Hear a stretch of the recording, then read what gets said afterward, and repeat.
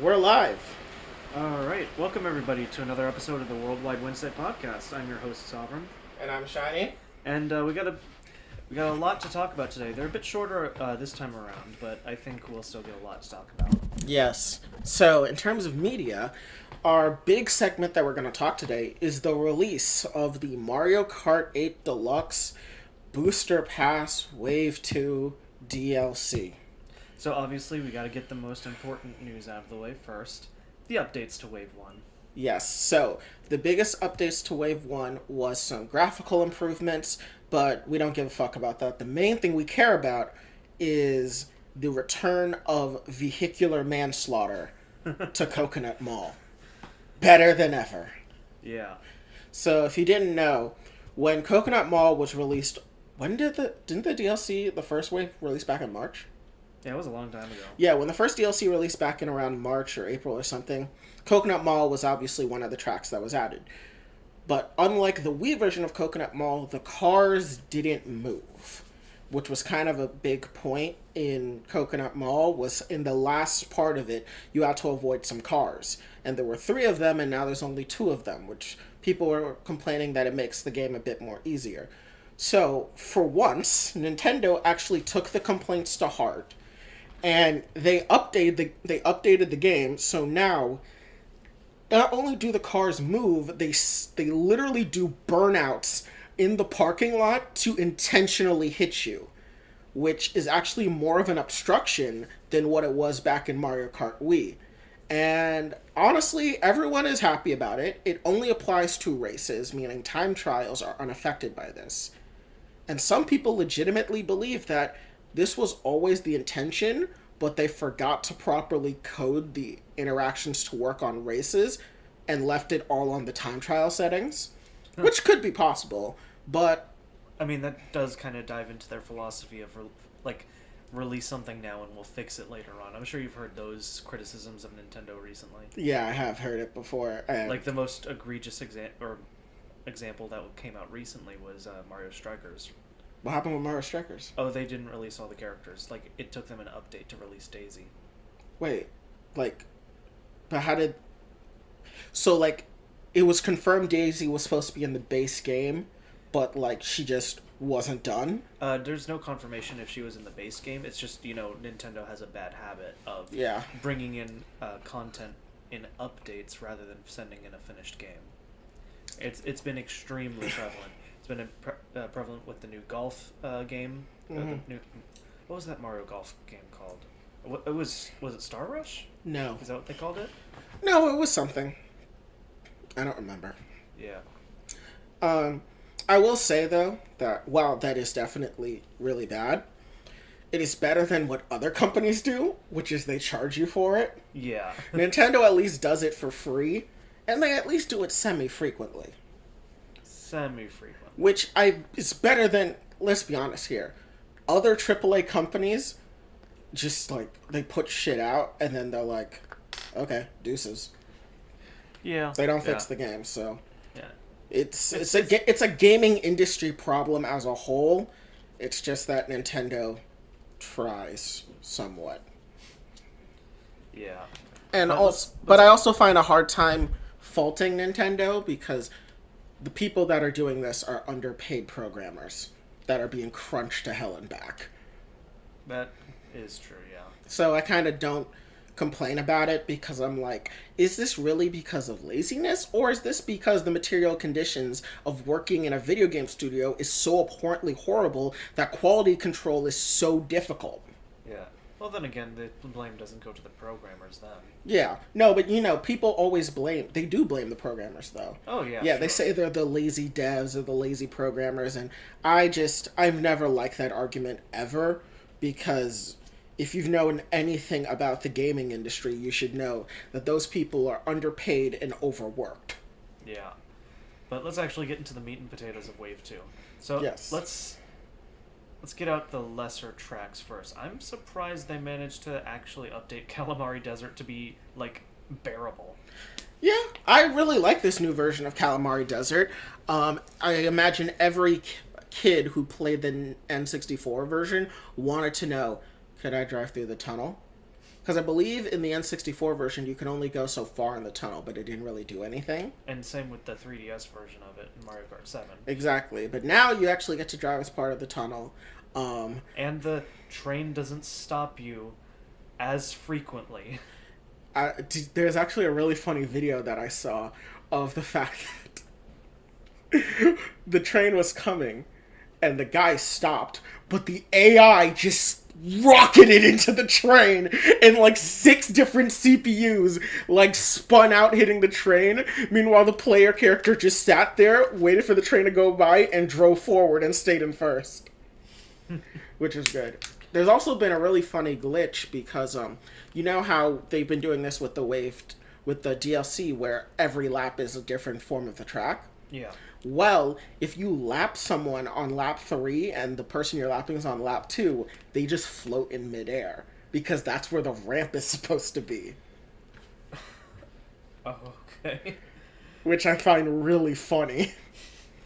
But Calamari Desert was really... Because, honestly, I hated that track in Mario Kart 7. Stopping the race entirely was really infuriating. It's really annoying when you're, like, in the zone and you're like, yeah, going fast, going fast, going fast, going fast. And then you gotta come to a complete and total stop. Yeah. Like, it's very annoying. And you don't even have the luxury of charging your drift while you're stationary like in Mario Kart 1. Oh, yeah, the standstill mini turbos? Yeah. Yeah. I like this version of Calamari Desert the best. It was really nice. Surprisingly very smooth on 200cc. Yeah, actually.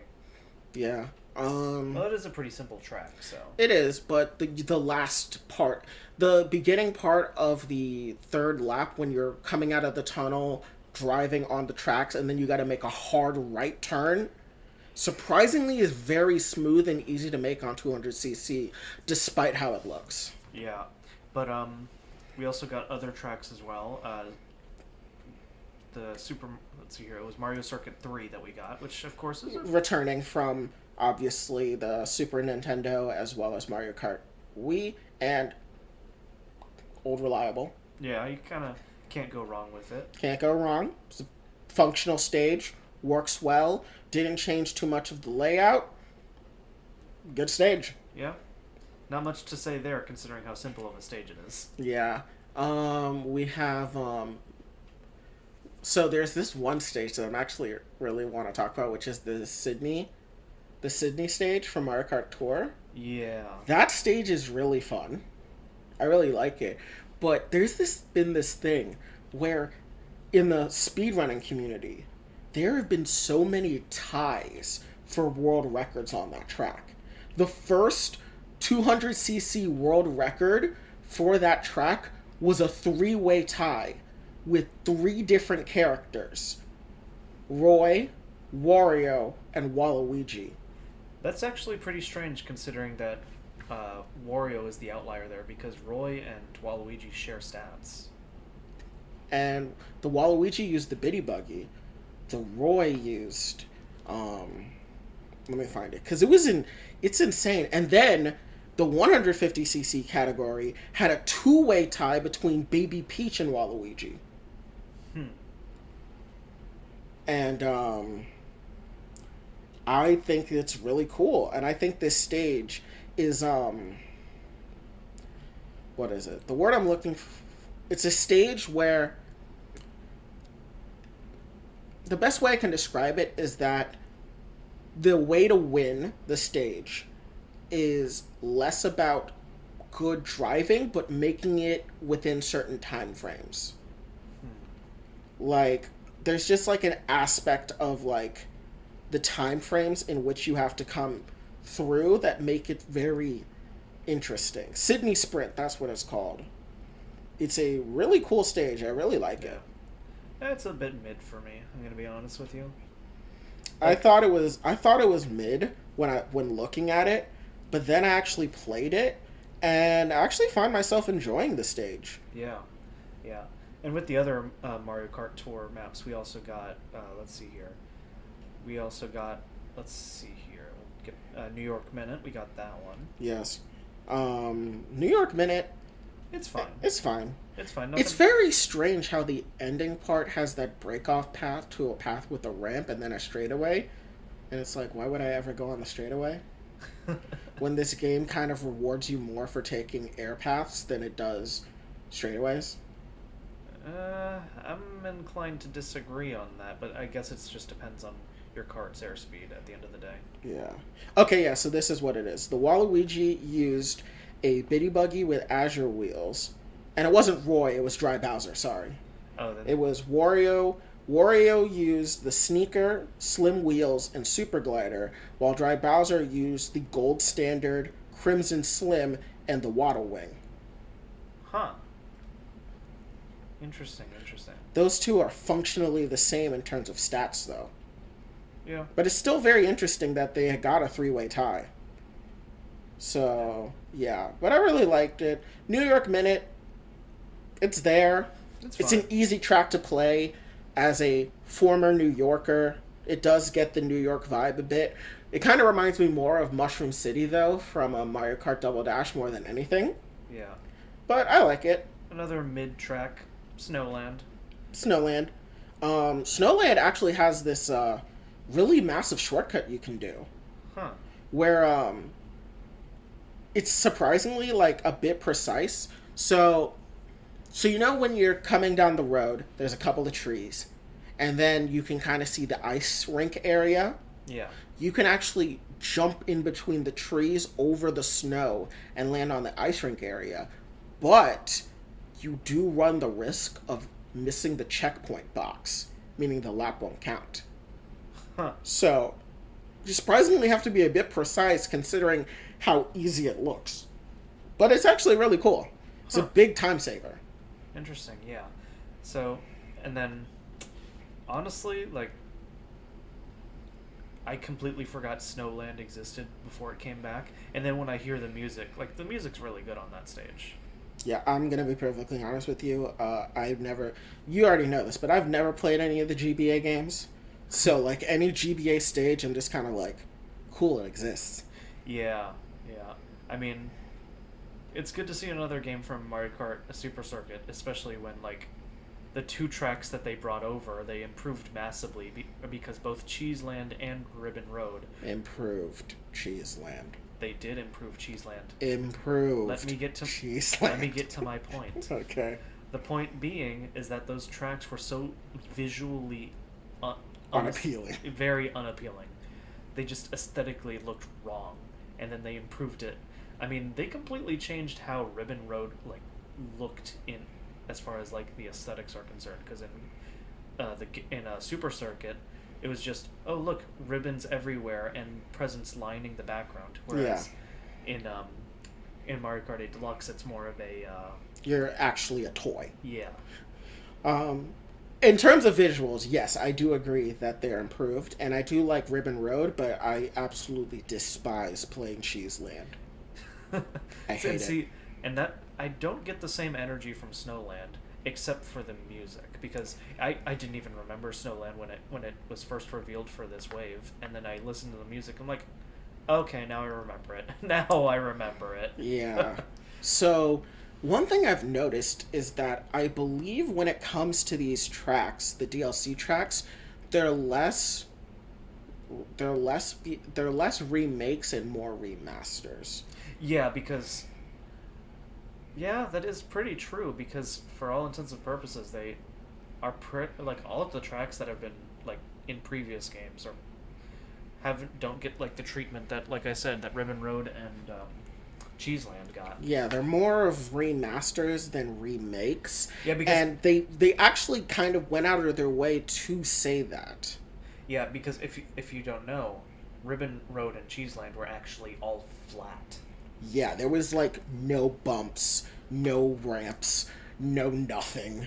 But that's kind of because every stage, barring Rainbow Road and Super Circuit, was pretty flat. No, Rainbow Road was pretty flat as well. Have you seen the Rainbow Road speedrun? That's different. The Rainbow Road speedrun, the track is more of a suggestion more than anything else.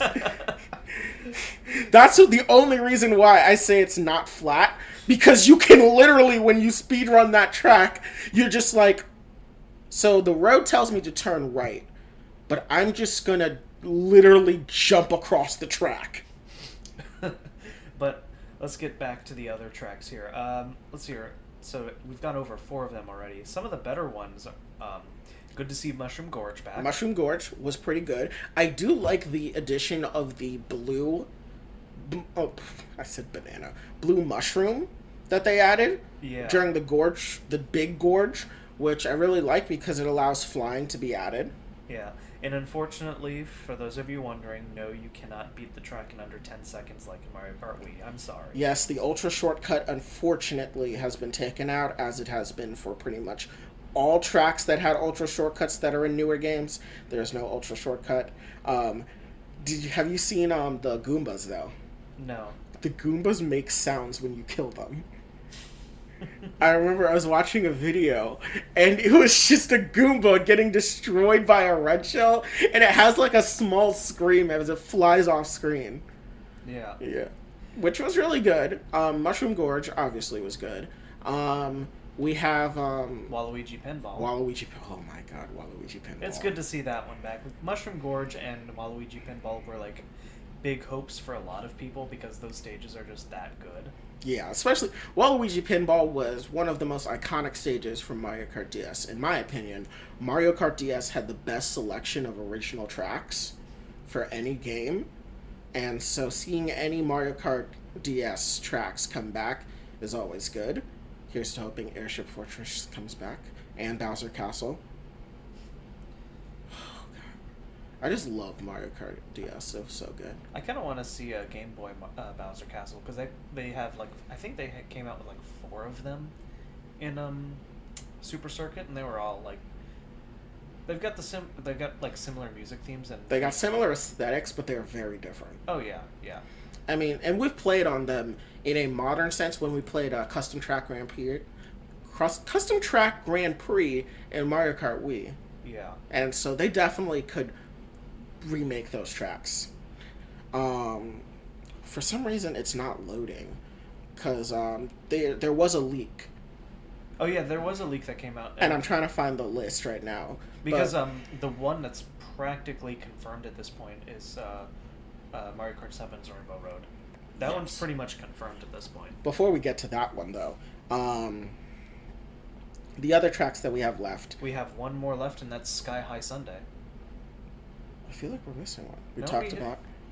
Yeah, we talked about... Let's see here. Calamari Desert, Snowland, Sydney Sprint, New York Minute, Mushroom Gorge, Waluigi Pinball. That's 6. Yeah, that's 6. Give me 1 second. Waluigi Pinball, Mushroom Gorge... Oh, we did talk about Mario. We did talk about Mario Circuit. Yeah. So yeah, this is the last one, yeah. Yeah, no, Skyway Circuit, or Sunday is another Mario Kart Tour track. Is it? I thought it was an original track. Nope, it's Mario Kart Tour, based on the list that I'm reading here. Oh. It's an original track from Mario Kart Tour, which, I mean, all of them are, but yeah. Well, in my opinion, this was the best stage of the DLC.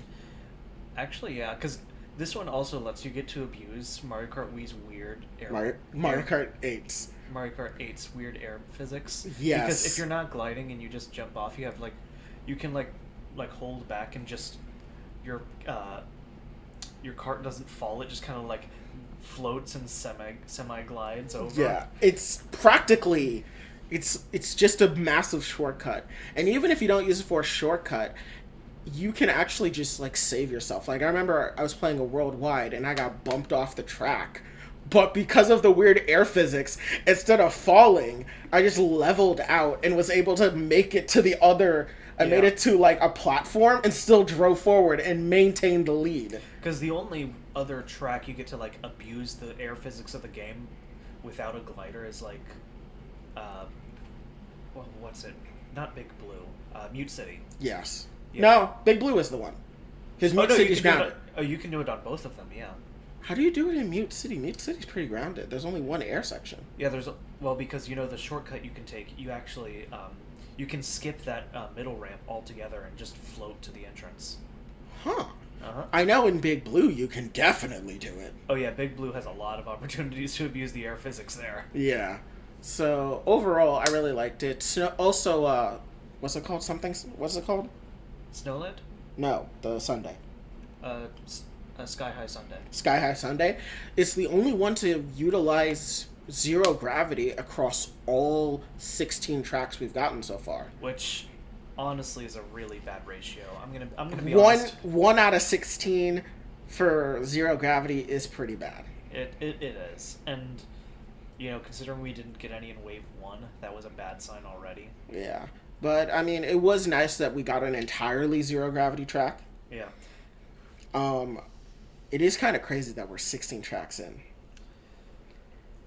I wish these would come out faster. Oh, I do wish they would come out faster, but it is still crazy that in a game that's so old, we got 16 new tracks and we're like not even halfway there. Yeah. So, in terms of the leaks now, here's what we have. Because, if you're not aware, actually a bunch of files for background music were data mined out, and they forgot to lock that info. Yes. So, here are the tracks that we have. Hold on. I just want to make sure this is correct. I want to make sure this is the correct leak I'm looking at. Yeah. Okay. So, the tracks that we have coming up in the Rock Mushroom Cup, we have Mario Kart Tour's London Loop, DS Peach Gardens, okay. Game Boy Advance's Boo Lake, and 3DS Rock Mountain. I'm actually really excited for this one. Peach Gardens and Boo Lake sound really... I have never played Boo Lake, but it looks pretty cool. And yeah. Rock Mountain, classic stage from the 3DS era. Yeah, I'm kind of impartial to it, but I'm sure it'll be enjoyable. In the... what was the name of the moons in Mario Odyssey? Is it just moons? I think so, yeah. Well, in the Moon Cup, we have Mario Kart Tour's Berlin Byways, GameCube's Waluigi Stadium, Merry Mountain. It doesn't have a name. It doesn't have a game associated with it. Probably like Sky High Sunday.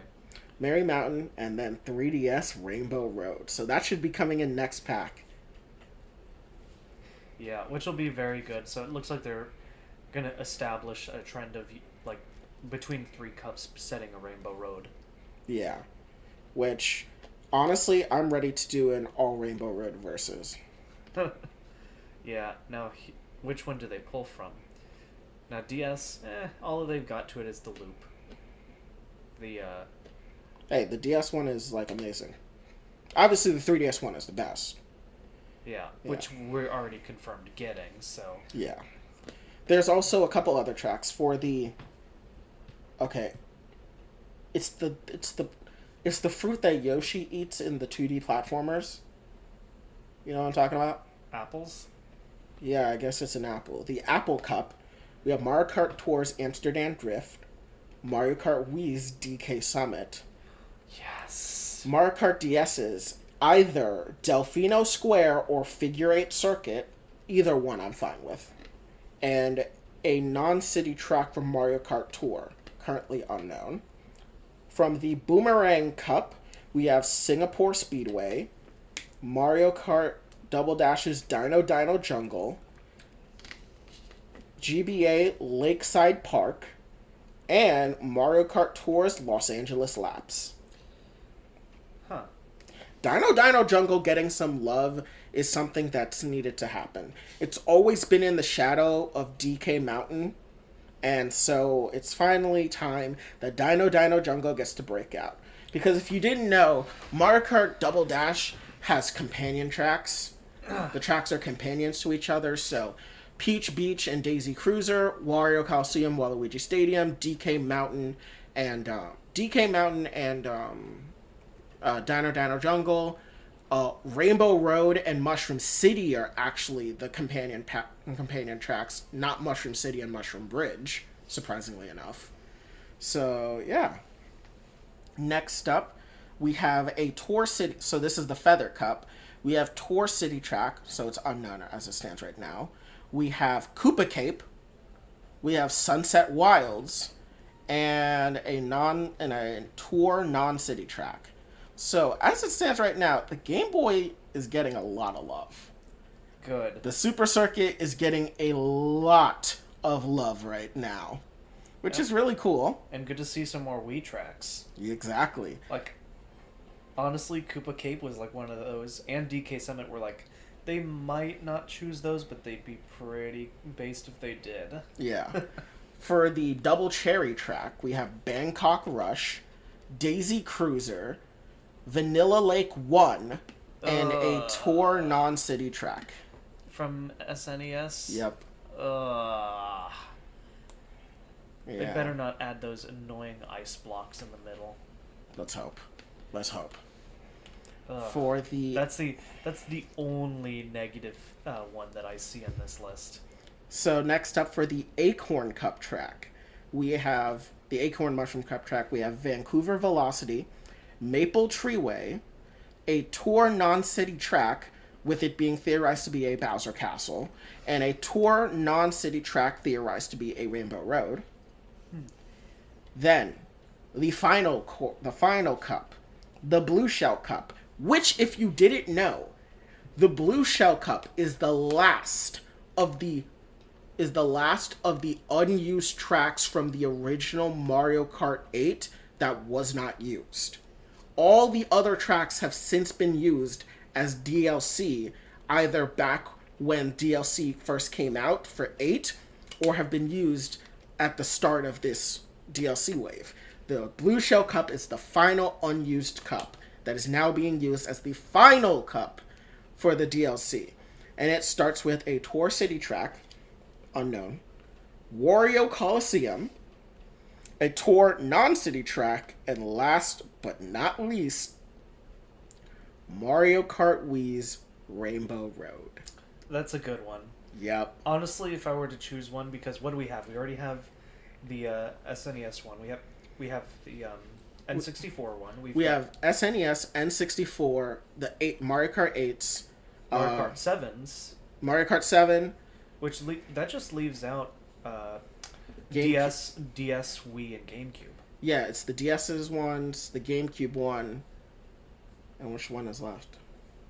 And that would just be the Wii, which... No, the Game Boy. Oh, God, no. Please, God, no.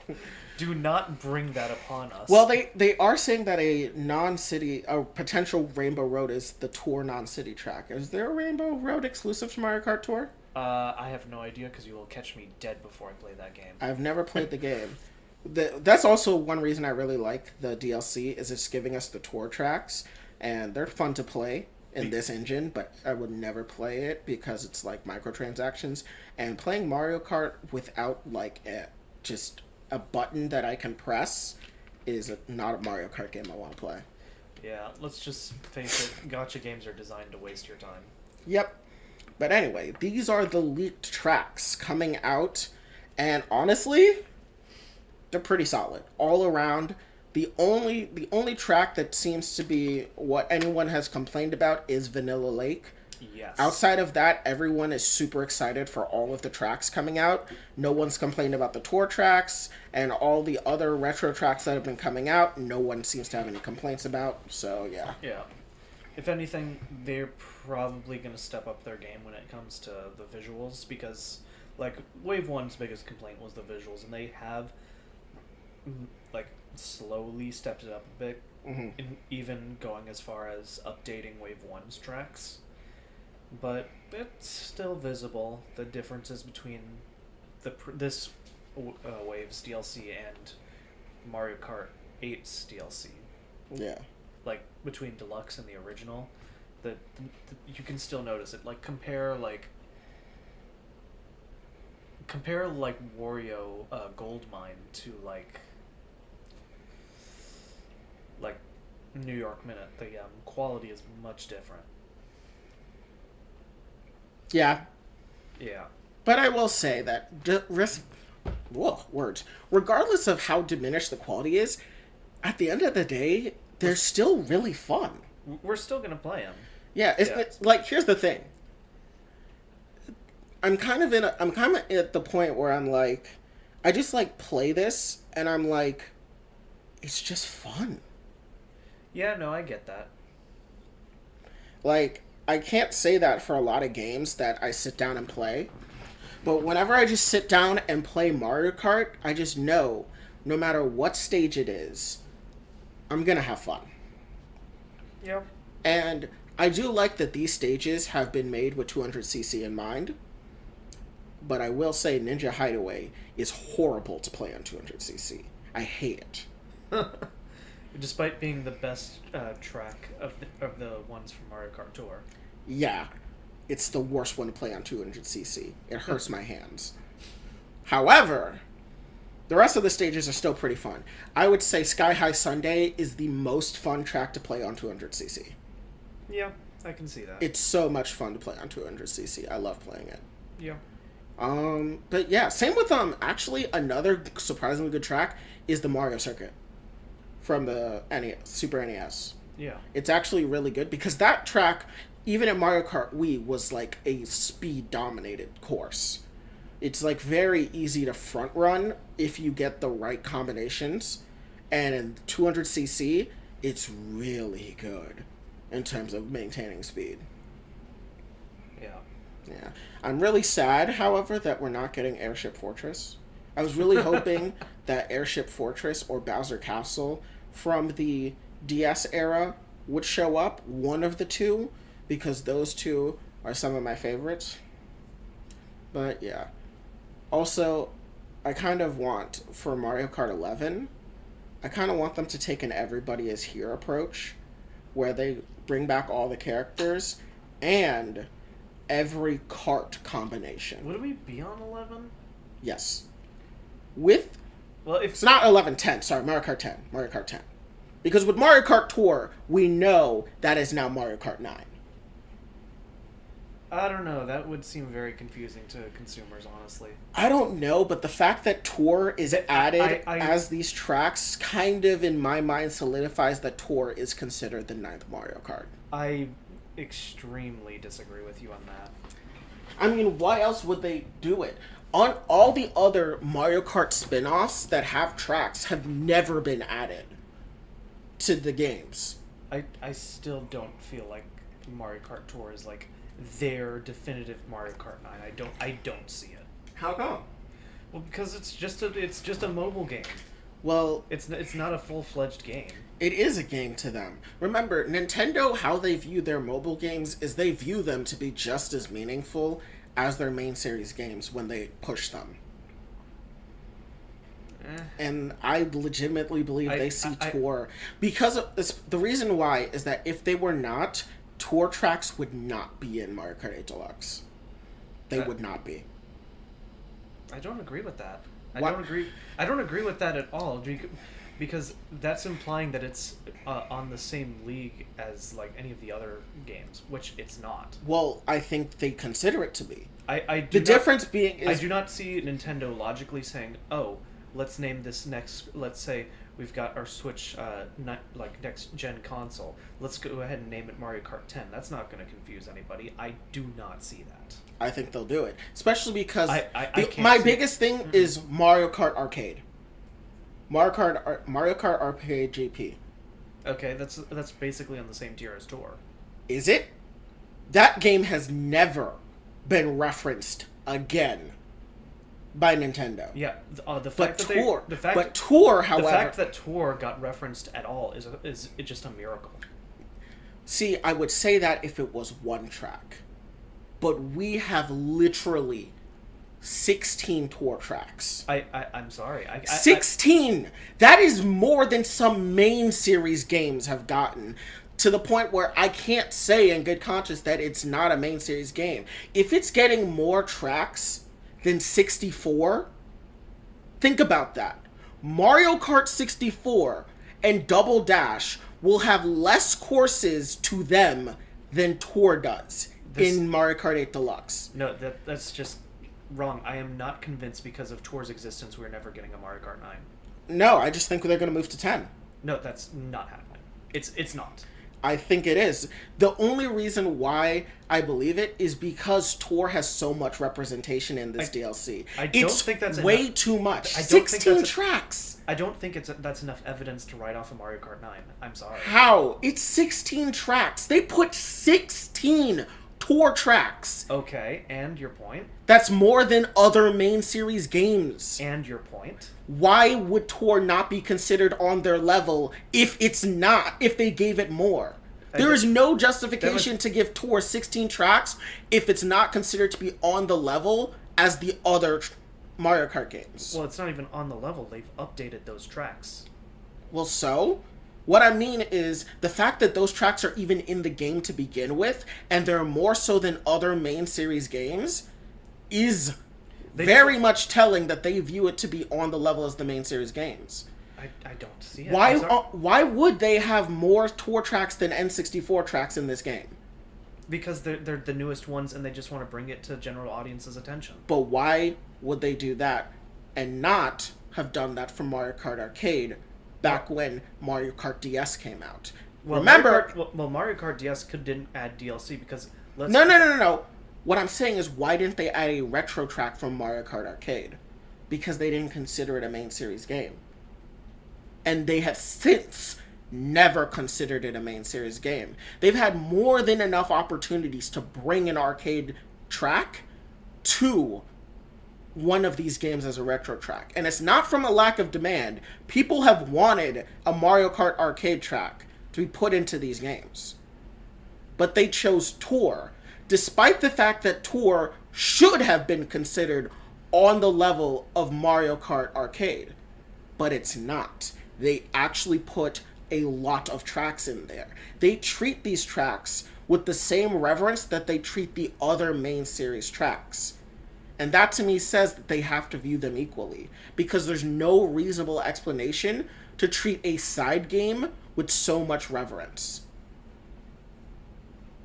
Like, that's like the Pokemon Company treating Pokemon Go as a main series. Like, that's like the Pokemon Company making it so that you could transfer Pokemon from the main series games to Go, and then saying Go isn't a main series game.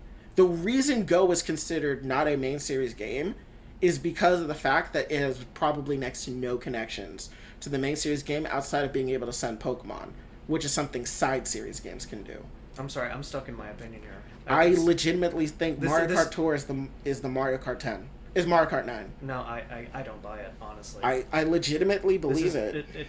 That's fine. I don't agree at all. It's there's no way you can justify to me that this is Mario Kart 9 and that the next gen Switch version of it will be Mario Kart 10. There's no way. I'm sorry.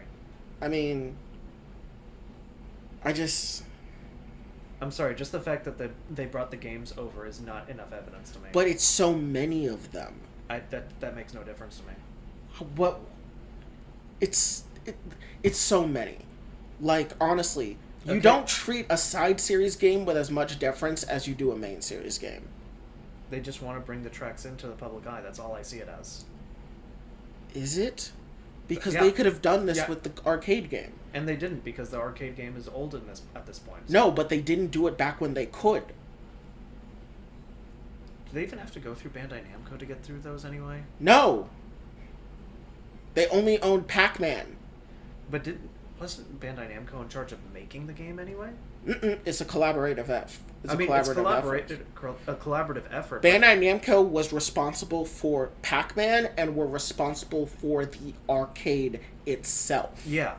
But not the tracks or the items. Yeah.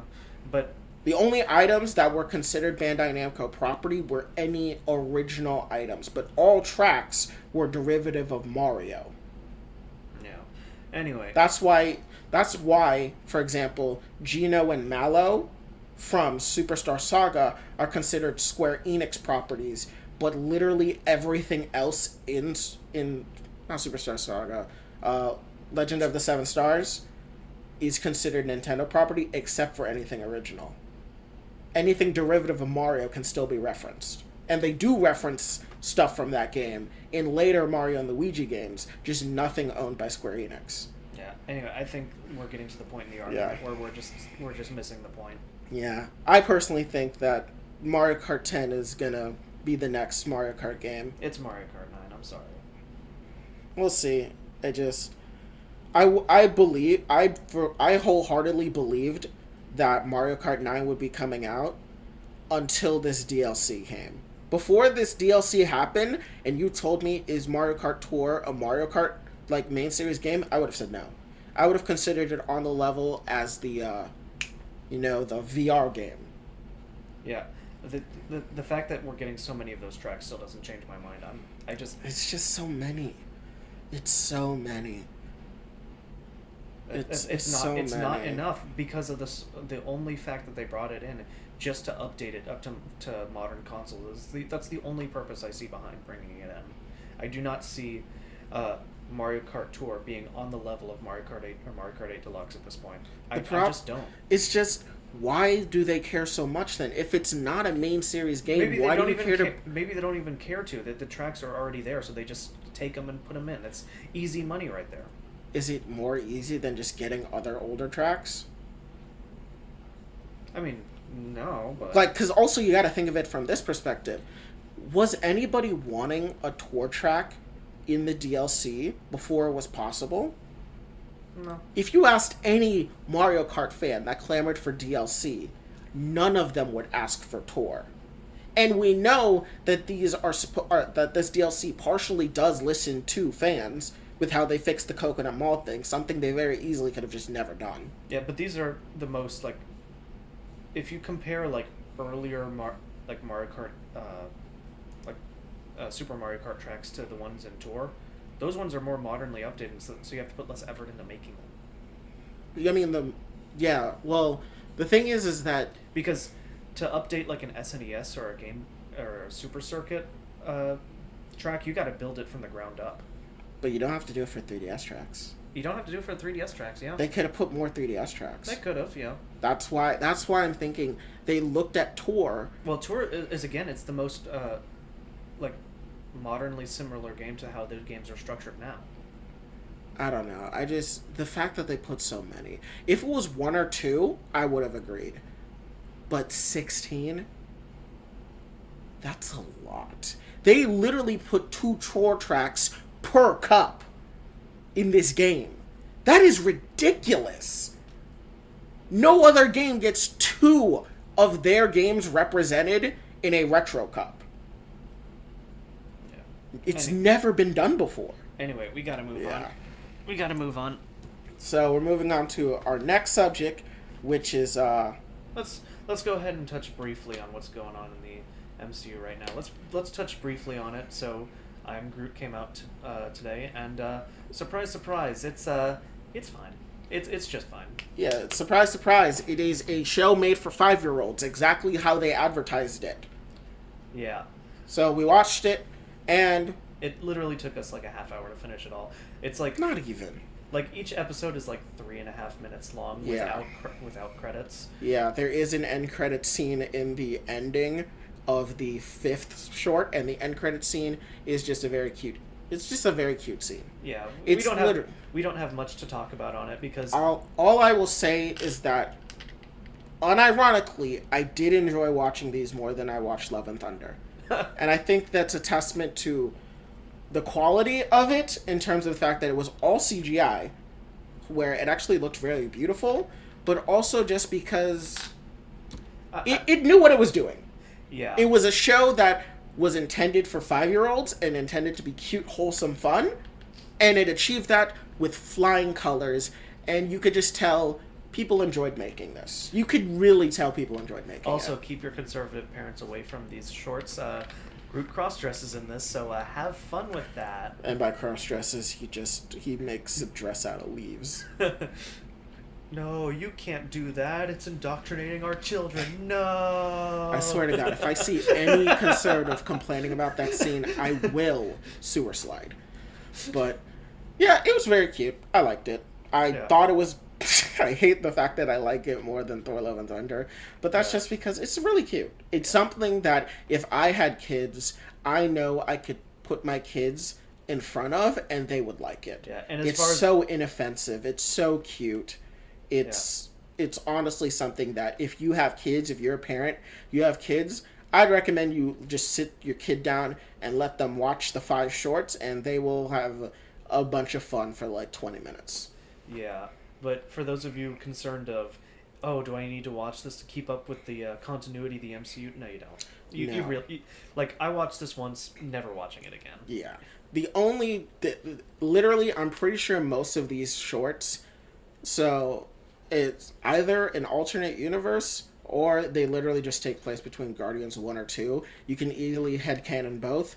Not that it really matters. They're just really cute. And Rocket does show in the 5th episode, and he is he's an adorable father figure. Yeah. They also gave him glasses, which is really funny. All right. Well, that's all we wanted to talk about on that. Now, we on the podcast have been very much into Ezra Miller slander, and we have another opportunity again in front of us. So, Ezra Miller, in their method acting to become the Reverse Flash, has been charged with burglary in Vermont, which far away from Hawaii, where we last saw him. There were reports that they were in Iceland trying to create a cult. That man cannot... Dang it. Person. That person cannot run a cult. I'm sorry. A lot of people have been memeing saying that Ezra Miller's trying to be the new Jared Leto. See, you gotta have some kind of charisma, but Jared Leto has that culty charisma, but Jared Leto was the lead singer in 30 Seconds to Mars, which was a very successful and popular rock band. Yeah. Well, alternative rock band, but yeah. But no, he can't run a cult. I'm sorry. I wouldn't be surprised if they could run a cult, just because, to be honest, we don't know what they're like in their personal lives. We don't know how agreeable and how much people like them in their personal lives. Ezra Miller has been in some other things. They were in Law and Order SVU. They were in Fantastic Beasts. They were in We Need to Talk About... Did We Need to Talk About Kevin? I don't think I'm familiar with that one. I think it was called We Need to Talk About Kevin. They've had a in their small career that they've had in major things. It's been pretty successful. So, I could see it possible. But yes, this is just another one in the laundry list of crimes that Ezra Miller has committed. Obviously, the biggest ones being the various assaults happening in Hawaii and the accusations of grooming Lakota Ironsides or Iron Eyes. I don't remember. I believe it's Lakota Iron Eyes, who is a climate activist. She is now I believe she's 18 or 19 years old. She's a climate activist, good friends with Greta Thunberg. But she's also an indigenous First Nations person from Canada, and her parents have claimed that Ezra Miller groomed her from the age of 12. Now, Lakota Iron Eyes has denied these allegations, and here at the podcast, while we definitely believe that Ezra Miller is capable of doing that, we do not want to, we don't want to trample over someone's words.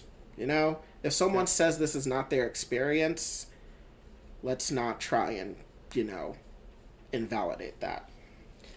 Yeah. My opinion of it is very similar to how I view when people call Drake a groomer, where it's kind of like, could he be? Yes. But if people keep saying that they were never victimized, you kind of have to believe them until other evidence to the contrary comes out. We'll have to see, because as far as any investigation is concerned, we probably have less than half a year since we first found out about these. Yeah, and also no one seems to be investigating for the grooming anyways. Yeah. They mainly just did it to put in a was it harassment order? It's harassment or a restraining order? No, I think it was a court summons. Maybe it was something, but I don't think that's going to go through. I really don't think it's going to go through because both obviously Ezra Miller's going to deny it, but Lakota is definitely denying it. She's been pretty adamant about it, so I don't think it's going to go anywhere. Especially because she's over the age of 18 now, which if the Canadian legal system is like ours, can't force much. Yeah, but at this point, it's pretty much guaranteed that if he goes on the red carpet, if they go on the red carpet, they will be in chains. Yeah, but let's be honest here. I think Ezra Miller doesn't care about the red carpet. Ezra Miller is like... So, there is a conspiracy theory about this. Oh, do tell.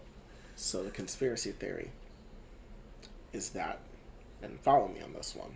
I've got my conspiracy brain turned on right now. Go ahead. This is a viral marketing campaign, and Ezra Miller will appear at the Flash premiere, dressed as the Reverse Flash, where David Zaslav and Warner Brothers Discovery will reveal this has been a giant viral marketing campaign done to promote the Flash. Oh, that's too funny. That is way too funny. This is a viral marketing campaign. It was all an ARG. Now, do we think this is possible? Absolutely not. I, for one, can't believe it because it doesn't allow me to continue to slander Ezra Miller.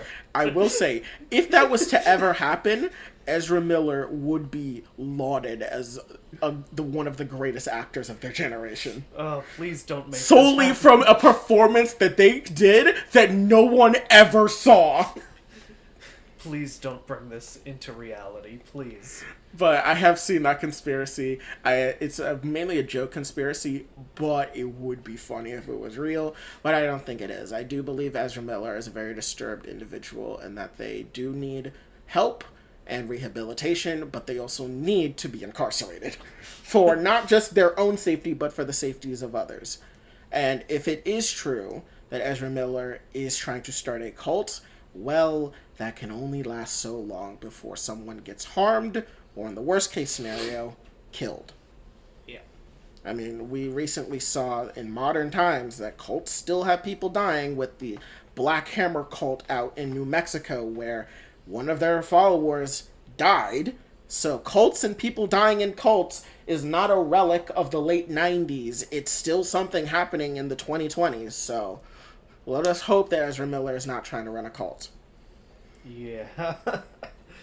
Also, I've heard some people talk about why did David Zaslav cancel Batgirl but hasn't canceled The Flash? And a lot of people have talked about the fact that, Batgirl was going to have a trans supporting character. Leslie Grace is obviously a woman of color. The two men that were writing the movie are obviously Muslim. Like people were talking about how, this could definitely be very pointed and, a very, anti-diversity sentiment, especially with the fact that David Zaslav he's a very open conservative, a Donald Trump supporter, and his current board of directors recently came out, and they are majority white men after the original Warner Brothers board of directors was more diverse, with more people of color and women. So some people seem to believe that David Zaslav allowing Batgirl to be canceled, but The Flash to continue, could be indicative of a sense of whitening within Warner Brothers Discovery. However, I don't believe that. The biggest evidence that could go against that is the fact that they're contractually obligated to finish The Flash because of how far into production it is. Yeah, not only is The Flash very deep into production, The Flash has been in production for how long? Since 2013. Let it be known that when the Flash movie was first announced, the Flash TV show had only aired the pilot. The Flash TV show is now ending this year before the Flash movie comes out. This film has been in development for over 10 years. There has been over $300 million poured into this production. I mean, considering it's going to be another multiverse movie, it kind of has to have a big budget. Yeah, it's over $300 million poured into this production with, I imagine, tens of thousands of people coming in and out working on this production. There is no way, with literally 2 months, 2 to 3 months? I think that's the amount of time we have left, yeah. Yeah, in about 2 to 3 months left, this movie can get canceled with so much money and so many people's livelihoods. Because you have to remember, for a lot of these people working on this film, this was probably one of the only films they were working on during that time. Meaning they could have been working other jobs, but they're not. They're working on this film. And I believe in Hollywood, there's a union mandate that if a film gets to a certain percentage of completion, you cannot cancel it, because it would just be a complete and gross violation of the workers' rights, which I agree with. So, excuse me. I do not believe that The Flash not being canceled is indicative of David Zaslav just being anti-woke or anti-diversity. I legitimately see this as the amount of money poured in and the legality of it prevents this movie from being canceled. Yeah. But turning back to Batgirl, I think those accusations are warranted, without a doubt. Of course, we really don't, this just happened out of nowhere, so these speculations are valid. But we do need, evidence of it, to come to a definitive conclusion. Yeah. Because at the end of the day, it is totally possible that that's happening. Oh, it's totally possible. But of course, we do have to consider other factors, too. Their original claim was that... What was their original claim again? It was, I forget. What was the... So, the two claims were money, it's too expensive, for not enough return, and poor test audience. Yeah. So, the test audience people are trying to refute, but I have not seen anything official refuting it. And the money is pretty plain and simple true. Yeah.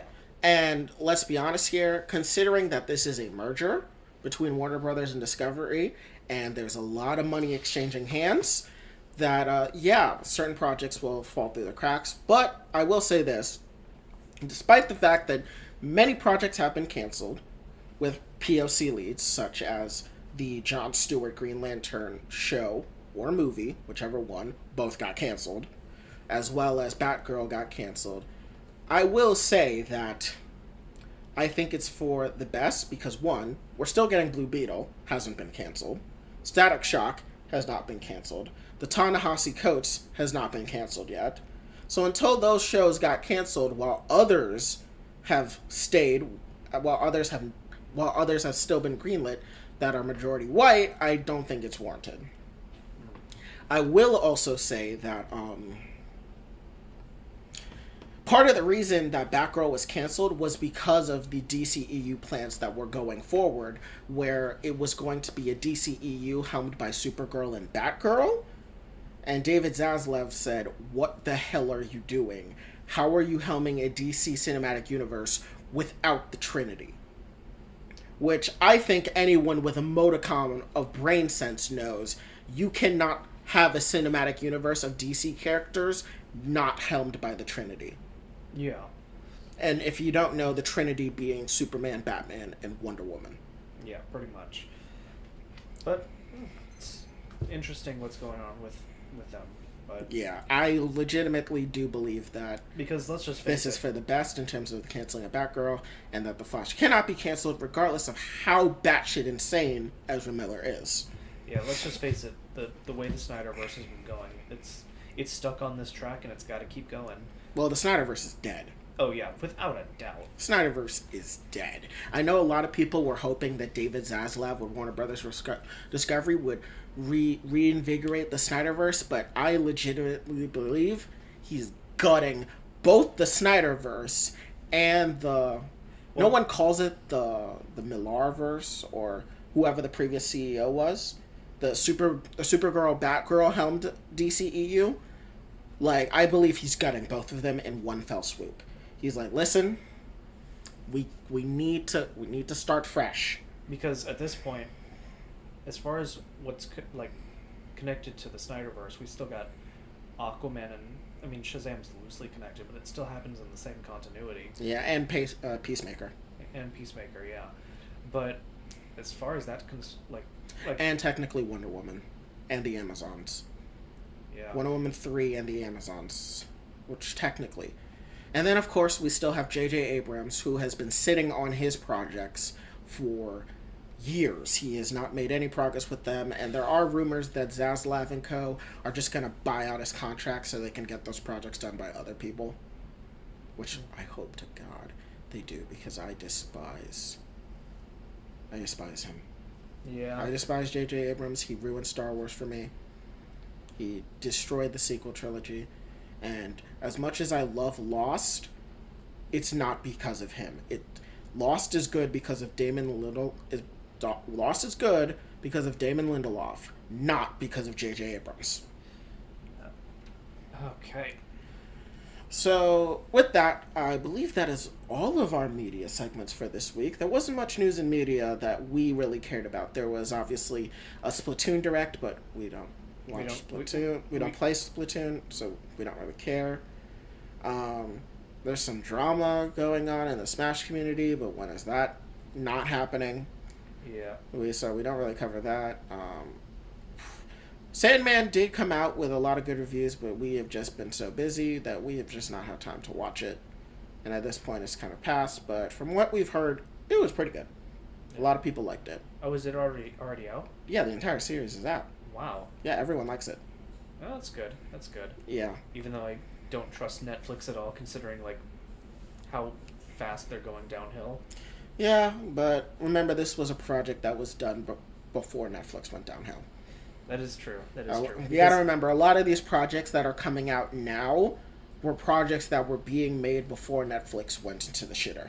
Yeah, and I also still blame Netflix for the mishandling of Stone Ocean. Oh, yeah. Yeah. Oh, yeah. But, yeah. So, we're going to now switch gears to our politics segments. And politics should be more entertaining this time around. Oh, thank God. Honestly. So you take the first pick. Who are we roasting first? So, of course, we have to talk about the man, the myth, the legend, the man that fucked around and is now finding out. Let's talk about Alex Jones finally getting some comeuppance. Now, of course, news came out over the past week that he had to pay $5 million in damages to the parents whose lives he effectively ruined. But hold on, there's more. Now, the $5 million was it in punitive or compensatory? The $5 million were compensatory. Okay, so those are pretty much just he has to pay damages because this is the amount of damage that was done to these families. Punitive damages, on the other hand, are okay, the state says that we need repercussions for what you just did, and so in response, the jury has made a decision to charge him in $45 million in punitive damages. Yep. Bringing this to a total... Oh, fuck. It is real. It was real. Okay, bring it to a clean $50 million. Sorry, I paused because I was researching something about this, and... Okay, well, let's just... I don't want to bring that up. I know what you're talking about. I'm sorry, I don't want to bring that up. I feel like we have to, because we have to do the story justice, and it is part of it. Alright. So, the big thing that came out of this, however, was the fact that Alex Jones's lawyer was going to give over some information from his phone to the plaintiffs as part of, trial business. Nothing wrong about that. The lawyer made a mistake, though, and sent 2 years worth of information to the plaintiffs. And what's funny is that he had an opportunity to lock this under attorney-client privilege. Yeah, because he could have just said, that evidence is privileged. You cannot use that in your case against us. But he didn't. Yeah, the lawyer denied it. Now, this is obviously... Some people are going to say that are it's the deep state finally getting to him. No, I was going to say some people were saying that Oh no, that the lawyer should be sued for malpractice and potentially disbarred for such a horrible mistake. I mean, he could. Honestly. He could, but honestly, I don't know enough to know if this is even grounds for it. But I will definitely say it was a misstep, to say the least. As the contents revealed, one, Alex Jones was perjuring himself through the entire case, which, if you don't know, perjury is a felony crime. You're lying under oath. Again, the incompetence that has been on display could easily fuel anybody's oh, it's the deep state getting to him theory. Actually, well, before I get to that, so there is that, which was massive. But then the two bigger bombshells came out. One, the lawyers found child pornography on Alex Jones's phones, and they have since talked to the FBI about it. Now, is a man that got popular and made millions of dollars off of the lives of dead children being a pedophile surprising? No, it is not surprising. However, it is still a bombshell nonetheless, because he is a massive media figure. This isn't even a newer one. We've known about this for several months at this point. Well, the rumors. There were rumors of it, but never any concrete evidence. I mean, we all know that we can accuse Republicans and conservatives of being pedophiles, but because one, it's funny. Two, it's context clues come from their political ideologies that they do lean that way. However, this is concrete evidence that he is one, as there is no justification ever to having that material on your phone. But the other bombshell that has come out is his text messages to Roger Stone as well as other individuals regarding the January 6th insurrection. So, as you know, the January 6th insurrection, if you've been following this channel, is a coup done by Donald Trump to, stop the election of Joe Biden, but more importantly, had more connections to Republican media figures and Congress members than at first meets the eye. Obviously, you have people like Tucker Carlson and Sean Hannity freaking out, worrying about whether they're going to get caught up in all of this. But with the revelation that Alex Jones also has messages relating to January 6th, this could potentially be the opening of a Pandora's box that allows for other media figures to potentially be subpoenaed and brought towards the January 6th committee, which could be a massive blow to these people's credibility, because it's one thing when liberals just point out that they're lying, but it's another thing when these people are hauled in front of the government. A lot of conservatives will still believe them, but a lot of independents and liberals leaning to conservative will see this as a damning piece of evidence. I mean, we'll probably get a massive spike in conservatives moving over. I mean, with Trump's mishandling of COVID, 7% of conservatives voted for Biden. Exactly. So imagine if we and that was mostly motivated by his incompetence. But imagine if we get legitimate criminal charges based on the information that's coming out. And it's also, as much as we talk doom and gloom, there is a sizable amount of Republicans that sided with Mike Pence. Recently, Arizona's having a massive Republican primary for the governorship because Doug Ducey is retiring as he's term limited. And there is a sizable amount of Republicans that are pro-Pence over pro-Trump. Yeah, because I think, was it in that one where Trump and Pence endorsed different people for the same position? Yes. Trump endorsed a woman by the name of Lake. Her opponents call her Fake Lake. And Pence endorsed a woman named Karen Gibson, but her name is Karen, Karrin. Huh. So, yeah. So that is the one where the two endorsed separate candidates. And it was at a Karen Gibson rally where there were a lot of pro-Pence Republicans.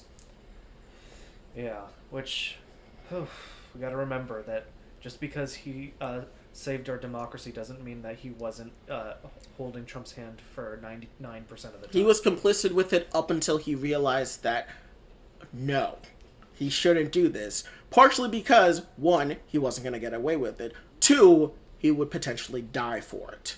Yeah. There was no reward for him going through with this. The people out there were ready to murder him regardless of his decision. Yeah.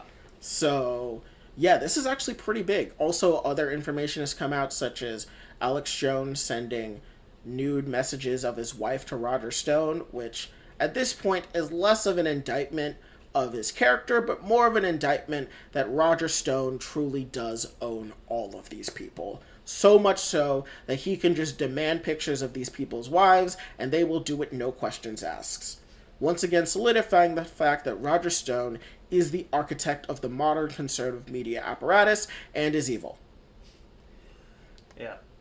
But anything else you want to touch on? Because it looks like we're building the segue to our next segment. Yes, I do want to touch on the fact that I do believe people, the general Republican electorate at large, don't have strayed away from Alex Jones. If you've noticed, the big conservatives, Sean Hannity, Tucker Carlson, Donald Trump, they've been silent about Alex Jones. Yeah, actually. They have not been screaming from the rooftops as much as you would imagine they would be. Yeah, and because Tucker Carlson constantly references like, "Oh, you're not allowed to talk about you liking Alex Jones. That's against whatever he believes in." Yeah, whatever babble. You get where I'm going. He's a giant Alex Jones supporter, which makes sense. The two of them are pretty similar. Because in his in his populist rhetoric, he's like, "Oh, you, the people, are not allowed to like Alex Jones." Like, that's a massive indication of his like towards him. Yeah, but the fact of the matter is that they are not screaming from the rooftops about this. They have quietly let Alex Jones out to die. No one big outside of Roger Stone, who, let's be honest here, is his butt buddy, is the only person coming out to save him. Yeah. None of the other Republicans have come out. I don't even think Marjorie Taylor Greene stayed outraged for more than a day. Yeah. Well, she's mostly focused on what's going on that we'll talk about later. But yeah, you're 100% right. Which to me indicates something that I think we as leftists haven't been paying attention to, which is the fact that Republicans, like, conservatism, as we know, is a death cult. It's a death spiral. It's predicated on outgroups upon outgroups upon outgroups being outcasted and destroyed, but that means their own people, even if they're popular. Alex Jones courts a massive audience. Yeah, I mean, think back 10 years ago, where he was like, "Oh, he's just this fringe guy on the internet." And now he's got, like, massive amounts of power when it comes to, like, the conservative media apparatus. Exactly. But the thing is that he's being let out to dry. If Alex Jones goes down, InfoWars as a whole goes down. Because let's be honest here, Paul Joseph Watson is not keeping InfoWars afloat. No one goes to InfoWars to watch Paul Joseph Watson. And if you do, you're a liar. Most people go to InfoWars because they like Alex Jones. Yeah, I mean, even, like, the, like, super iconic, like, frogs rant is super, like, comedic, even if you're on the left. Exactly. Because, like, the man carries so much energy. He's like, "Oh, I gotta keep watching this guy. This guy it's either he's making an absolute fool of himself, like the opinion that we would have, or on the other end of the spectrum, we're like, oh, this guy's speaking the truth. I must listen." Exactly. But no one listens to Paul Joseph Watson that way. And so if Alex Jones goes down, a sizable portion of his audience will be aimless. Because the biggest thing about conservative groups is that they connect with each other, but the big formations are done so out of convenience. Many Republicans are lazy, because Americans are lazy. And so when you cut them off from their big hubs, some of them will obviously go out to try and seek refuge in smaller communities or try to find where they're all regrouping to, but a lot of them just fall out of it. Yeah, a big thing is the Donald subreddit versus the Donald.win.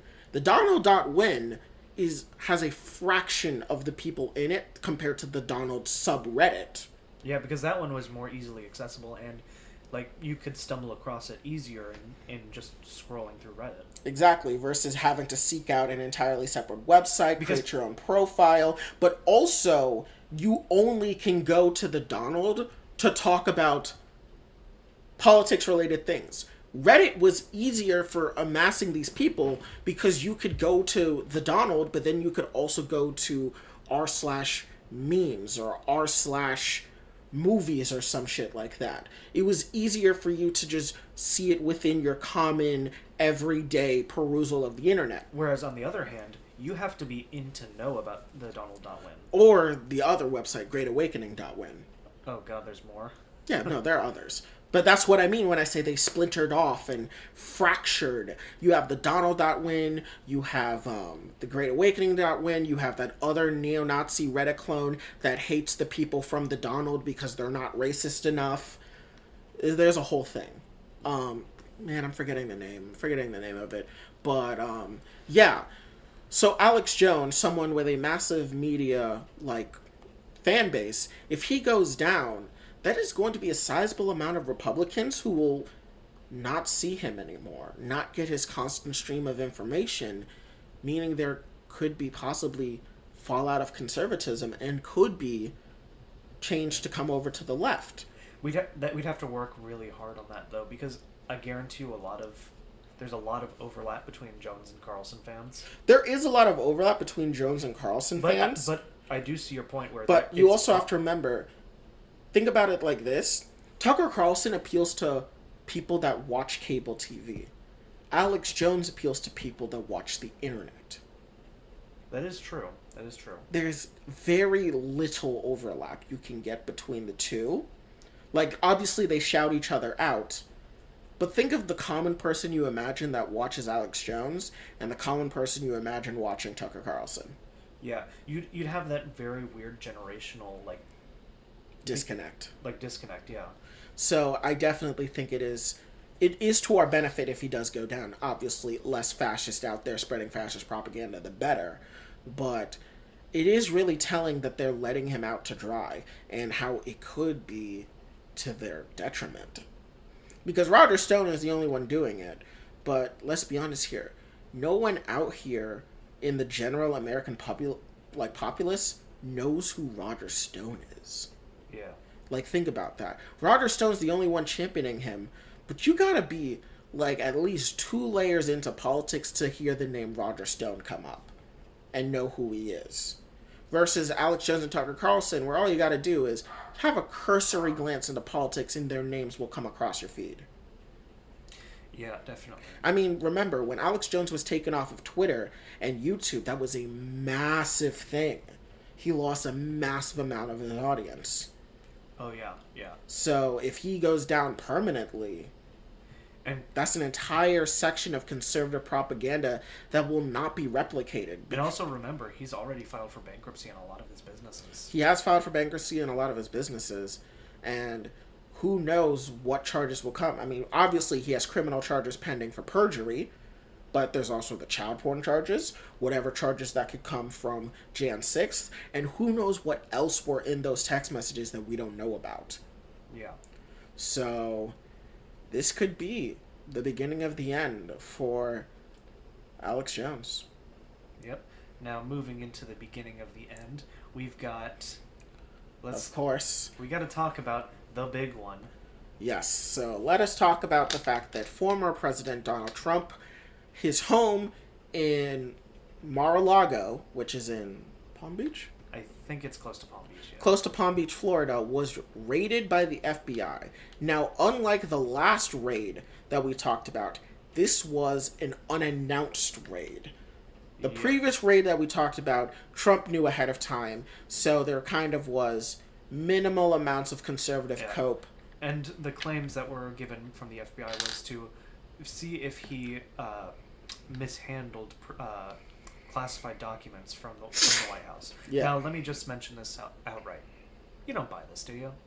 That he mishandled claims? Or no, that the reason that's why they're there. Oh, I do believe it. I don't think it's their biggest motive, though. I don't think it's the highest charge they can pull on him from the information that they're seeking. Oh, no. So here's what I think. I think it is exactly what they want. It's just that it's exactly what you think it is. The files that he has from the White House are probably just ones related to January 6th. Because you have to remember, since we've gone through the January 6th committee, official documents of things were made. Yeah. Meaning, my opinion, yeah, he could have them. My opinion is more like that's not the highest charge he's getting from what's going on at Mar-a-Lago. Oh, that's probably... See, my opinion is that it is, but...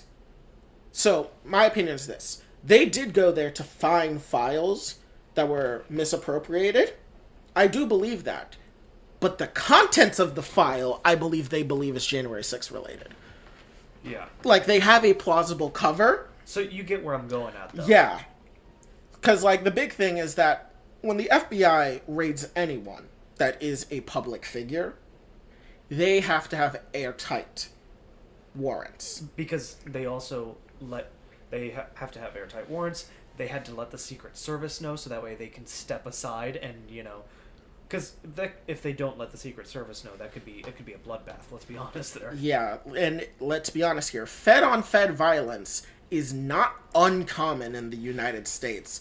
If you know anything about the war on drugs, you should know the horror stories of different factions of United States law enforcement fighting each other in terms of drug crimes.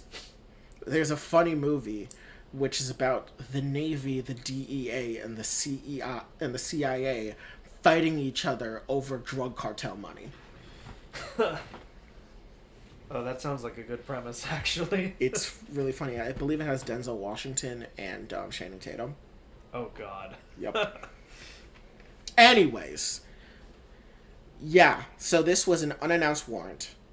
There was an unannounced raid, and they came in, they took a bunch of documents. We don't know what were in the documents, but Trump was big mad. Oh, yeah. No, not just Trump. Everybody in the conservative sphere was mad. Yeah, they were screaming and hollering. The people on the Donald and Great Awakening were saying, this is the announcement of Civil War II. We need to be armed. Like, some are saying, if they can get Trump, they can get anyone. To which I say, that's the point? I mean, yeah. Isn't the point of America that no one is above the law? And that, yeah, they can get you or they can get the president because, that's what they're for. They're supposed to stop crime wherever crime happens, including the president. Yeah. But yeah, I think people are starting to realize, like, oh no, the next January 6th committee hearings might have to do with what they find now. Yeah. These next meetings are going to be pretty good. Let's be fair here. Oh, they're going to be very good. Between the Mar-a-Lago raid and the Alex Jones stuff, the January 6th committee was probably like, oh boy. Because the January 6th committee has actually already asked that court for the information that they gathered from him. And so with this, on top of the fact that Trump is going through his civil suit up in New York, to which today he pleaded the fifth on all things, but also the New York district attorney was able to get access to a bunch of his stuff from his Trump Towers in New York. Wow. So Trump currently, I believe, has 4 different pending cases against him. He's got his hands full, huh? Yep. Yeah, not did I say district attorney? I meant attorney general of New York. Yeah. So, yeah, and mind you, the attorney general on civil investigation, so the most you'll see are charges, but the amount of conservative cope and rage and seething has been something. I mean, we've got defund the FBI. Which, to be fair, we as leftists do want that to happen, but they want it to happen for different reasons. See, it's the whole Republican hypocrisy thing. they always like call us out for things, but when they do the exact same thing and try to reverse it, it just makes them look like fools. Exactly. They say defund the FBI because they didn't like the fact that the rich president got caught. We say defund the FBI because they're a terrorist organization that harms innocent people. We are not the same. But yeah, this has been really good, and there was a full-on fan fiction that I read about the Mar-a-Lago raid, claiming... Already? This fat... Man, these... So the fan fiction that I read was literally that... Oh, God. You know what? I'm gonna read it. No, do not read it. It's short. It's very short. Do not read it. Give me the cliff notes. No. TLDR this for me. Hold on. I gotta pull it up because I gotta make sure I get this right. It's very short. It's not a long fan fiction. It's so funny. It is so funny. Like, I swear to God, like, if there's one thing that always gets me is reading conservative fan fiction, because it's like, oh yeah, these people literally think life is a movie. Like, they literally view things as like a Hollywood movie. Like, they legit believe the world works off of Hollywood, like fucking action movie, like, logic. It is so funny.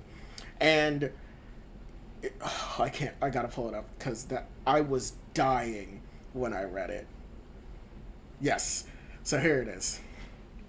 By the end of the raid, the FBI had carted off 15 boxes of paperwork, which sources said the agency took indiscriminately without even examining what the papers they stole.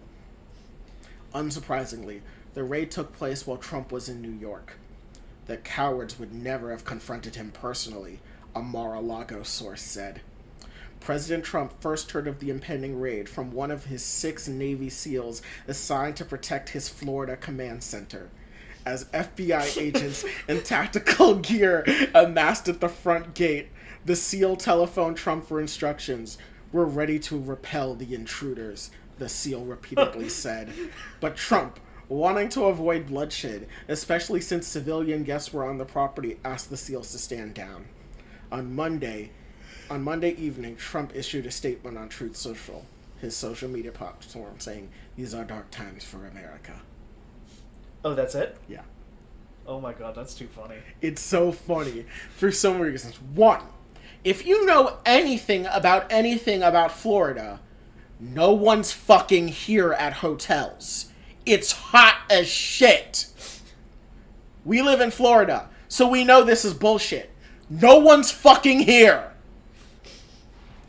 The only people here are residents. So no, there was no civilians there. Mar-a-Lago is actually legitimately closed because it's not season yet. They'll come back in fall and winter, but this is summer. Yeah. So people aren't going to be at Mar-a-Lago. Not even, surprisingly enough, a lot of residents leave during the summertime anyway. It's hot as shit in this state. Yeah, so even the residents don't want to be here. So yeah, no, so that was complete bullshit. Second of all, Trump does not have a SEAL team at his beck and call. That's complete Hollywood logic. And the reason being is because the SEALs have been one of the first and only of the special forces to try and profit off of their special forces careers. The SEALs aren't the only special forces group. There are numerous special forces groups in America that do shit that the SEALs do that you don't hear about. The SEALs are just the ones that popularize themselves, which is why they say it. If you remember, a while before the SEALs ever became popular, people used to say Republicans were guarded by, Christian knights or some shit like that. Oh, God, that is so LARPy. Oh, my God. So, them saying SEALs is just the evolution of the LARP. Trump does have a security detail of Secret Service agents because every former president and their family and their cabinet members and their families are given Secret Service details. We know this for a fact. Jimmy Carter has one, Barack Obama has one, Bill Clinton has one, Hillary has one, Rumsfeld has one, Dick Cheney had one. Every one of them has a Secret Service detail. It is completely normal. Now, were there Secret Service people at Mar-a-Lago? Most definitely. Did any of them contact Trump while the raid happened? Probably. But there was no way these people were thinking, yeah, we'll take down the FBI. Also, if you remember, he said the fanfic says 6 people, 6 SEALs were there. It is laughable that they believe 6 Navy SEALs would take down the amount of FBI agents were there. They would get steamrolled. Yeah. The LARPy fanfiction is real. Republicans are big mad. Cope City, overdosing on copium, crying and throwing up and shitting themselves everywhere. It is hilarious. But yeah. And to be honest, I'm going to be perfectly honest with you. When I first heard of this information, I didn't think it was that big. Because I was like, okay, if they actually got anything of importance, we would know about it. So the fact that they got so ass mad about this really shows how fucking, like, snowflakey Republicans actually are about this shit. I mean, and they're just being preemptive. Like, you already know that the conservative, like, media apparatus is already making conspiracy theories like, oh, the FBI is there to plant evidence. Which, yeah. Oh my god. They're also doing this to preempt people for if any criminal charges or any criminal activity is uncovered for Donald Trump during the election cycle, they can say these are political attacks done by the Biden administration. Exactly. Which, you know, it's weird how the Dark Brandon meme started gaining mainstream prominence last week. Yep. And now we're in this weird zone where we're no longer saying it unironically, or we're no longer saying it ironically, even though it was meant to be said ironically. But yeah, like the meme thrives on it being ironic, but now that it's kind of unironic, it's kind of like I don't like this guy, but yeah, I'll still say the meme. Yep. Which actually is a pretty good segue into our last segment, which is about our fearless leader, Dark Brandon himself. So, if you've read the title, you know it says Alex Jones eliminated, Trump raided, Dark Brandon rises. And that is because of the fact that Biden, through no effort on his own, is winning. And I hate it. Biden, through no effort on his own, stays winning. People have been calling him a Giga Chad. They are saying that Nancy Pelosi is his big mommy milkered Giga Stacy. Stop. They are talking about how the fucking Dark Brandon stonks are rising because they're like Shinzo Abe neutralized. Like Shinzo Abe neutralized Antifa funded LGBTQ agenda ongoing. Like, oh my god, people are loving the Dark Brandon memes. And like I said just a minute ago, these memes thrive on being ironic, but now they're being unironic, and it's like this weird gray area where it's like cringy, but also you want to join in on it. But I really like it because it completely destroys Let's Go Brandon. Because for the longest time, Republicans thought... It's a mix of, like, Let's Go Brandon and Dark MAGA. Yeah, but see, that's the thing. It destroys it for conservatives. Because conservatives used it as a tongue-in-cheek of like, let's say fuck Joe Biden, but say it in a way that no one will know. Which is, like, you know, they're censoring themselves. The anti-censorship party are censoring themselves. Like, think about it. When lefties complain about shit, they just say it. Yeah. For better or worse of optics, they just come out and say what they don't like. But Republicans have to be coded about this shit, which now allows for their meme to be completely co-opted, because now lefties and now liberals are like, yeah, Dark Brandon, and it's hilarious. And it's actually done pretty good, in my opinion, to have people restore their faith in Biden. This is just anecdotal, but there are people that I know who have a more favorable opinion of Joe Biden now than they did pre-Dark Brandon memes. I mean, mind you, like, leftists, we still hate him. We still hate Joe Biden. But, like, to get... This energy has the ability to bring over moderates and, like, even, like on-the-edge conservatives. Yes. Especially because while he hasn't leaned into it, so my sister, she follows Joe Biden on Instagram, and she's talked about how he posts so many thirst traps, apparently. What? She has been saying, she, like, comes up to me, she's like, bro, why is Joe Biden posting all these thirst traps? And people on TikTok are apparently loving it. Wait, in what way? Apparently they say he just looks hot. They're like, why is he always posting these thirst traps of himself? And, like, legit, like, is he just standing straighter and just looks like he has broader shoulders now? Like, is that the tier we're going on? I think so. Oh, God. Like, I'm looking at his Instagram. Like, is it on the level of, like, conservative fans, like, photoshopping Rambo onto Trump's body? No, like, I'll show you a picture. This picture.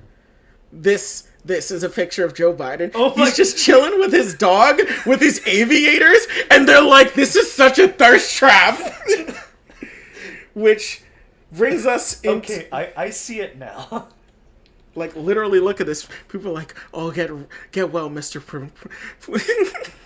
So someone's like, please rest. Everyone's like, please rest, Commander. They're like, I love you. They're like, be well, Mr. President. Which is like... What? I knew conservative brain rot was a thing, but now we've got, well, liberal brain rot. What? Literally, this is his most recent post from 2 hours ago, and people are like, bravo, thank you, Mr. President, we love you, Joe, clapping emojis, heart emojis. Like, bro, these people are in love with him. Okay, I see a progressive in there. There was one progressive, but still, like, I people... see one. Okay, I need to grab onto that post as my tether. I need to keep myself pinned to this reality. Literally, so wonderful to have a decent good man in the Oval. Like, these people fucking love him. Like, they are in love with him, and the Dark Brandon memes have allowed us to now segue into our next segment, which is the fact that Biden was able to get his climate bill passed through the Senate, of all places. So, as of today, we have the Inflation Reduction Act, which actually passed 51-50. Somehow, they got the yes from Cinema and Manchin. Somehow. Well, they did have to negotiate that the coal people got less restrictions in terms of their dumping of waste, which was how Joe Manchin got it. And Cinema, I don't know, I guess they bribed her with box wine or some shit like that. They probably gave her a really nice over-exaggerated ring that has... Have you seen that picture of her, like, holding the middle finger with a giant, like, ring that says F you on it? Oh, God. Yeah, no, she literally posted that on Instagram. She's a literal girl boss. But, yeah, thankfully those two held firm, and Kamala Harris broke the tie, 51-50. And so, we finally got a bill with something being passed. This one addresses climate change and... Medicare. Which... It's something. It's something. It's better than nothing. I will say that. Yeah, at least it addresses climate change. So that's actually actually the most funding for climate change we've done over the past 10 years, which is very necessary. But we do need more. We do need more, but it is at least nice to see that Biden is able to get parts of his promises out there. Because remember, with the Build Back Better plan, that couldn't go through at all. Yeah, there were too many Democrats that were stonewalling it. Mainly Manchin and Cinema. But thankfully we're getting more people. We're getting Joe Biden is thankfully negotiating better. It's unbelievable, honestly. He's been negotiating better amongst the party. He has been reining them in. And we've actually seen a change. We've seen a flipping of the projections for the midterms. So, as you know, on this podcast, we have been pretty doom and gloom about midterms. We have talked about how we are going to get swept. And 538, which, mind you, as we get closer to elections, 538 becomes less and less accurate. But as it stands right now, the Republicans are going to lose this midterm to the Democrats. Which we can mostly attribute that to the fact that Roe v. Wade was overturned. The fact that, people actually want abortions to be, accessible in this country. Yeah, Roe v. Wade was overturned, but I also have a sneaking suspicion that the reason why more people are thinking favorably is because Joe Biden's image has been repaired in the common person's mind. Think of it like this. Prior to all of this Dark Brandon shit, Joe Biden really just wasn't there. He had no presence. He had no vocal leadership. Over the past 5 years, what was, the most significant thing culturally that he accomplished? He was a part of those Obama-Biden memes. Exactly. That's the only thing that we recognize him for in the Obama admin. But now, and then after Trump, he was kind of just known as, oh yeah, he really let people believe he was a dawdling old man that was going crazy due to dementia. But now,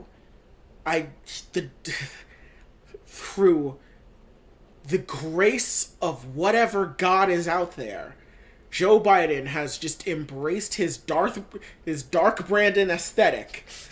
I believe wholly unintentionally has embraced his dark Brandon aesthetic, and through the power of memes, people are starting to unironically look at Joe Biden as a president worth keeping.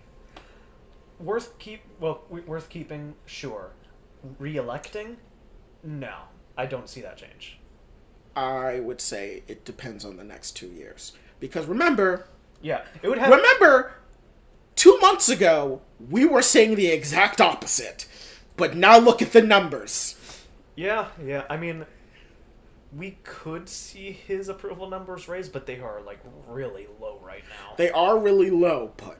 Oh, God. I mean, if we somehow pull off the midterms, If we pull off the midterm, Biden's gonna go goblin mode. Because, let's just face it here, I'm almost guaranteeing that if he runs again, he'll have to rescind his re-election campaign because of health. Wait, what? He won't be if he even dares to do it. Probably health will get in the way somehow. I don't know. Trump's doing it, and Trump's in worse health. That is true. Joe Biden has been taking care of his health a lot better. You know what? That is fair, and also they do have practically free healthcare thanks to the government. Oh yeah, they have the access to some of the best doctors known to man. Yeah. You gotta remember, our presidents don't really die from sickness anymore. Jimmy Carter is a walking corpse, but he's still around. I mean, yeah, bless his soul. The fucking peanut farmer is walking around in 2022. That man wasn't president since, what, the 70s? Yeah. So, I think that health is a little bit overblown. Yeah, that is fair. If Donald Trump can run, and he's objectively a less healthier individual, and Donald Trump, despite being a less healthier individual, he still looks good for his age. Let's not mince words here. Yeah. I mean, I think more in regards of his, mental stability, he might falter a bit as far as Trump is concerned. Trump, yes, not Biden.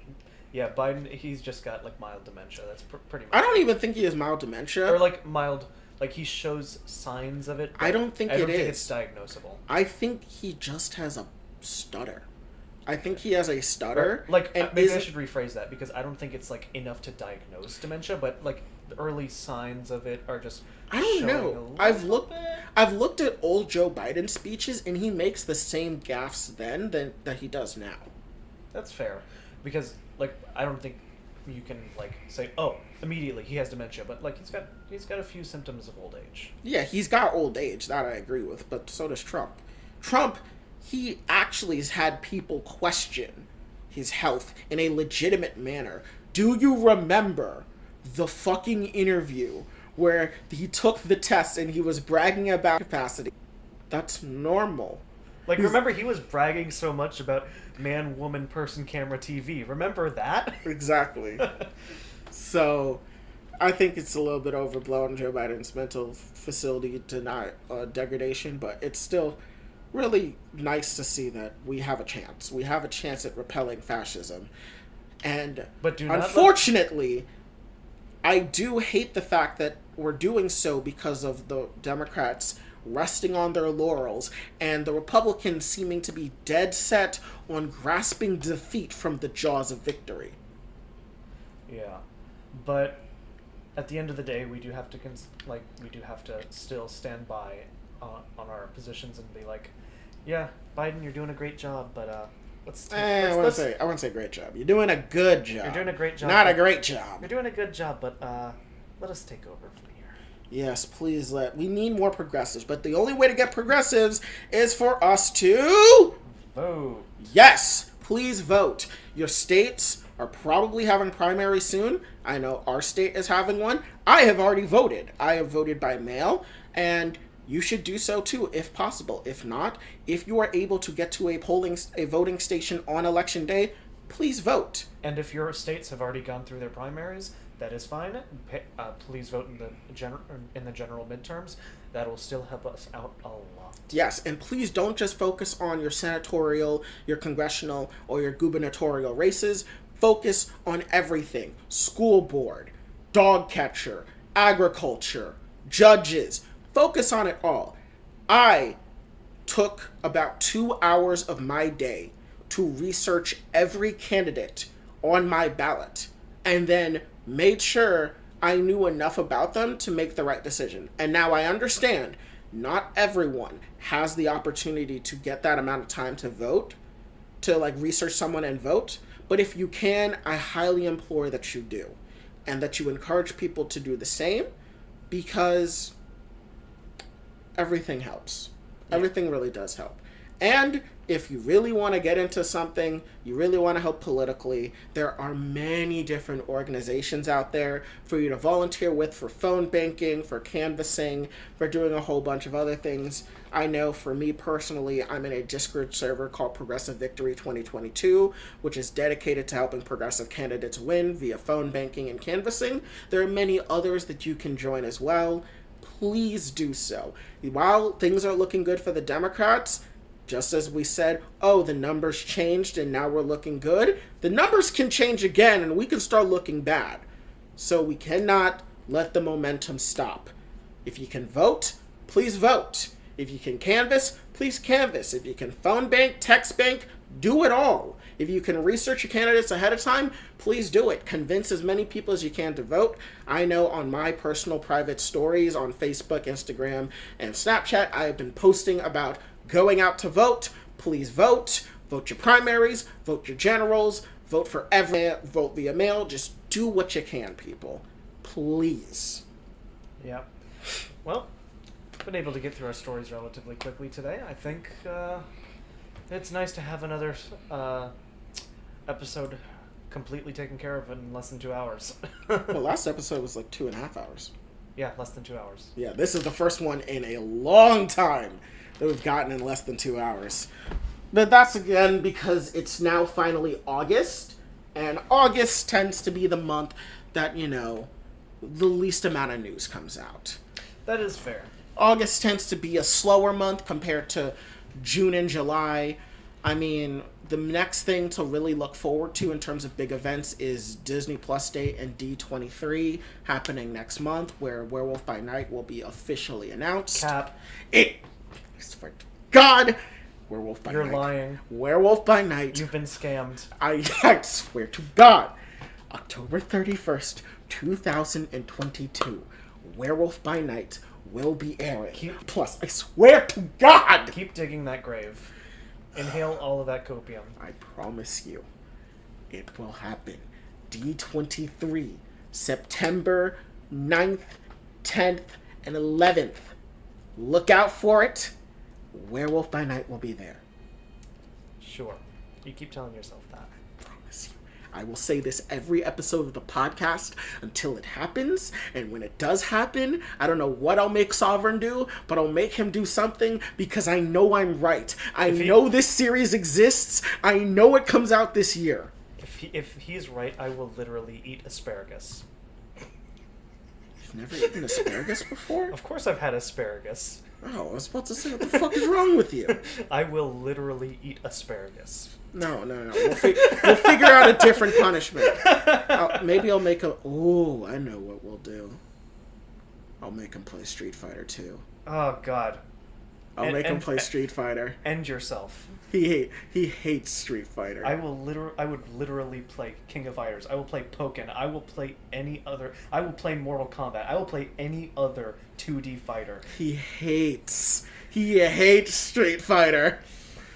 Oh, God, yes. I think that's exactly what we're gonna do. Oh, God. If I'm right, and Werewolf by Night gets announced and comes out this year, well, I will find a way to record us playing Street Fighter, and I will upload it to the channel. Disgusting. But with that, I think that's everything we've had to talk about. Oh, by the way, we do know Multiverses did come out with LeBron James, but that game looks like a mash fest, and I'm not down for it. I just kind of don't care right now. I'm kind of in the phase where I'm not really caring for any platform fighters. Smash, Nickelodeon, Brawl Out, whatever. And Multiverses is cool, but I don't know. I'm kind of all Smash cloned out. Yeah, no, to be honest, like, it just looks like a massive mash fest. It doesn't look fun. Yeah. I know that's a very unpopular opinion, but I'm sorry, just the game does not look appealing, and also the Battle Pass system does not look that great. Yeah, it doesn't look appealing to me. I really didn't follow much information. I just know LeBron James is in it, and, I mean, the memes are memey, but, Yeah. Anyways, with that, I believe we've talked about everything. Yep, I'm your host, Sovereign. And I'm Shiny. And we're signing off for the night. Good night, everyone.